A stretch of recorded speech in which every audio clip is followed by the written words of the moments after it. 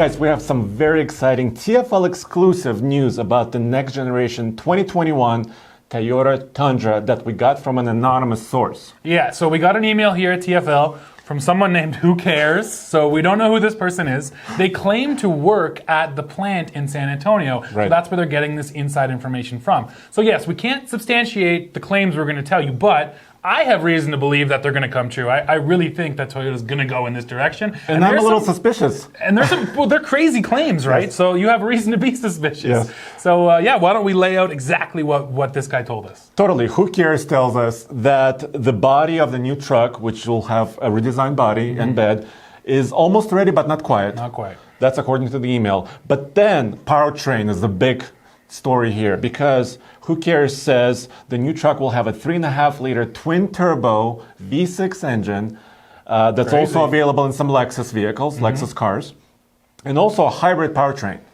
And we're not quite sure, I'm reading it that it's going to be together. So Yeah. it's going to be a twin-turbo V6 with a hybrid electric motor and a battery system. And how do you read this? Yeah, so again, the email, you can kind of interpret it different ways. I kind of see it being, a 3.5-liter twin turbo as one powertrain option, and then the hybrid will be a second powertrain option, not actually combining the two.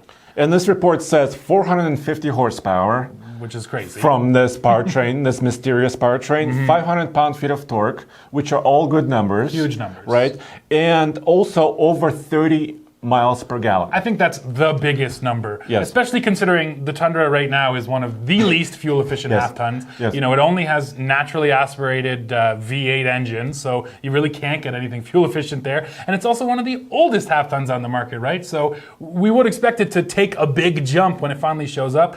Whether it'll hit 30 mpg, that's a big claim, man. But if one company can build a hybrid pickup truck better than the rest, doesn't it make sense it would be Toyota? I mean, they're the grandfathers Right. of hybrids, right? They own Prius. Maybe this will be the Tundra Prius edition. Why not slap the name on there? No, let's not call it the Prius. Okay, don't want to piss off all the Tundra owners. Okay, no. But why are we doing this video, right? I mean, the Tundra has been, the current generation, they refreshed it a couple times, but it's been there since 2008. Yeah. It's the oldest half-ton truck right now on the market. And so when Toyota redesigns their trucks, they're looking, far into the future, right? So it makes sense to have a hybrid system, or even an all-electric system for that matter. Yeah, like a fuel cell, right? Sure. Like a hybrid fuel cell. And if we just look at the entire market, right, it also sort of points to where things are going. And EV pickup trucks, all electric, has been in the news constantly lately with GM partnering with Workhorse, Ford with Rivian. Everyone's going sort of all electric. There's also news of an F-150 hybrid that's coming. Yes. So it definitely makes a lot of sense that Toyota is looking into these things, watching where the competition and where the needle is going, and they seem to be following the trends. Here's a question. Who else has a 3.5-liter twin-turbo V6 with 450 horsepower? Well, that would be the F-150. That would be the Raptor engine and the Yes. limited engine, right? Yep. So I think, Toyota is definitely looking at that and just trying to see where the competition is. And Ford is very successful with their twin turbos. Yes. Very successful. But I'm still kind of suspicious of this news because a truck like this would probably weigh close to 6,000 pounds. Yeah. The lightest trucks, even the aluminum F-150, weigh about 5,000, right? So now you're putting batteries into it. So you're making it a little bit more heavy. So maybe 6,000 pounds, maybe just over. Sure. So if you can have 450 horsepower, 6,000 pound vehicle, how are you going to get over 30 mpg? So that see, might be difficult. And that's fair. See, the optimist in me says, though, that Toyota has to be working on a lot of lightweighting. I mean, lightweight has also been such a popular thing in the pickup truck world. Obviously, the aluminum F-150 is the biggest one. GM with the new carbon fiber bed. That's all about lightweight. And so, you know what? I have some faith in Toyota that they're going to pull some weight out of this truck that we don't even know exactly where it's going to come from yet. But you're right. You always got to deal with the weight of batteries, right? That's always the kind of the Achilles heel of a hybrid. And we got to wait and see. But I think Toyota can pull it off. The 3.5-liter twin turbo in the Lexus LS, for example, produces 416 horsepower and 442 pound-feet of torque. Those are great numbers. Yeah, it's already significant. Yeah, it makes that 5,000-pound car move quite fast. Yeah. But I think for a truck, it's more about torque, not less about horsepower, right? Sure. If you look at how they tune engines. So if you add an electric motor, yeah, 450 makes sense, right?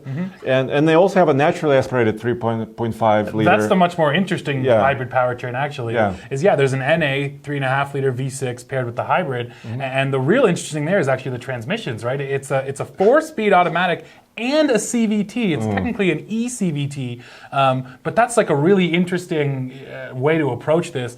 I don't see that ending up in a pickup truck, but you really don't know at this point. It would make a lot of sense for Toyota to take what they've already developed and migrate it over.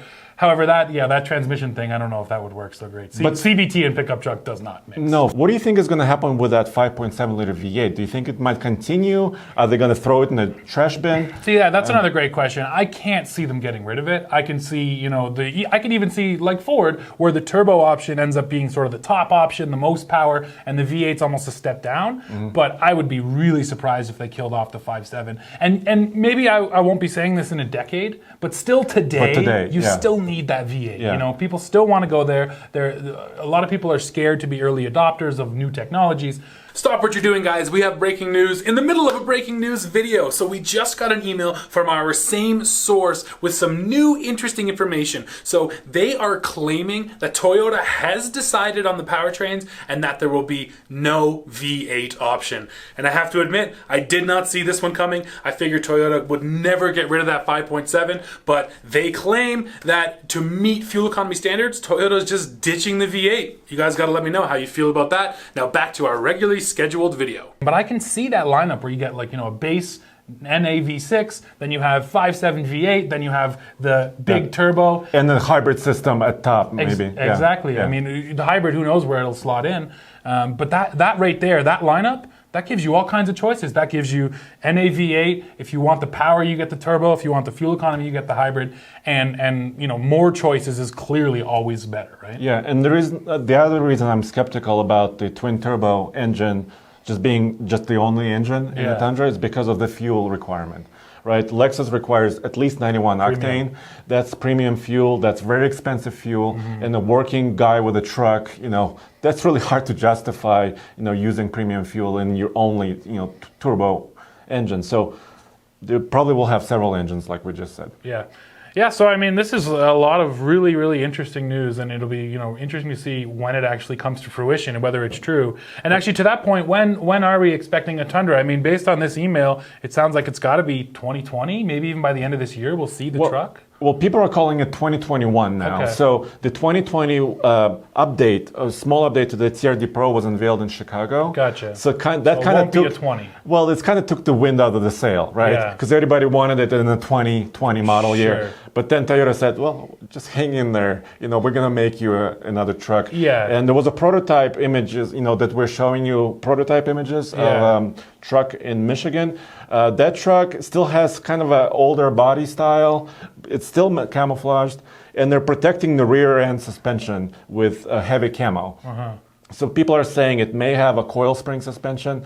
I really doubt if they're going to go with an independent rear. Yeah, I agree with you there. I mean, everyone still has the axle back there, but I can see them switching over to coils for sure. Well, to summarize, the 30 mpg number, I think it makes sense because if you want to be competitive and actually lead the segment, you have to have really good fuel economy. Horsepower, the same thing. If you want to lead, you want to have the horsepower numbers. But let us know what you guys think. Yeah, do you guys think this stuff is true? Like we said, we can't confirm where this email came from. It's certainly interesting. I happen to think it's true, and I don't only have to wait about a year to find out, and then I can rub it in everyone's face. So why don't you guys let us know what you think. Come right back here to TFL as we're going to keep on bringing you the latest news, views, and real-world reviews. And TFLtruck.com, too.